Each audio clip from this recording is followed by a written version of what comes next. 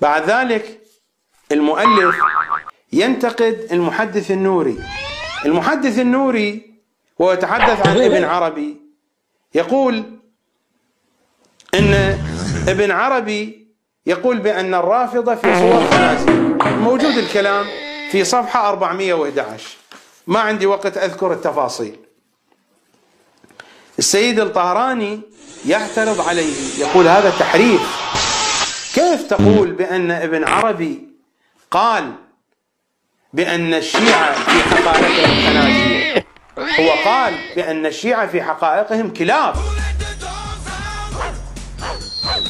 قد يتصور البعض أني أمزح، والله هذا موجود هنا، هذا موجود هنا في الكتاب، نقرأ ما قاله.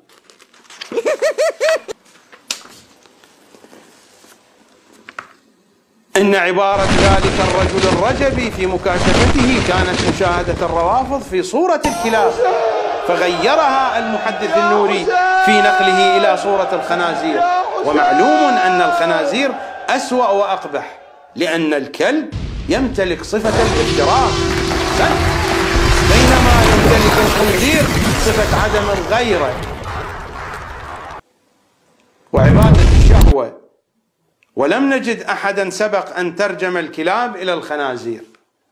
ماذا نفعل؟ نصفي، نزغري، والله ما أدري ماذا نفعل. المحدث النوري قال بأن ابن عربي يقول أن باطن الشيعة خنازير. السيد يعترض يقول لا، هذا تحريف من المحدث النوري، هو ما قال خنازير، هو قال عنا كلاب، أنعم وأكرم.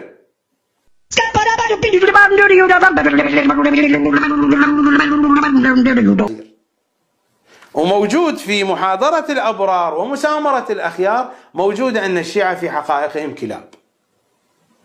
الشيعي الأصلي هكذا يعتقد، لا بد أن يعتقد هذا. الشيعي العارف لا بد أن يرى في عالم كشفه أن الشيعة خنازير أو كلاب. ووقعت المشكلة هنا، كيف أن المحدث النوري قال بأن ابن عربي يقول بأن حقائق الشيعة خنازير، فكيف حرف هذا التحريف الكبير؟ ماذا تسمون هذا؟ خبل، دجل، ما أضرب أمثلة بيني وبين الله، جهل، جهالة،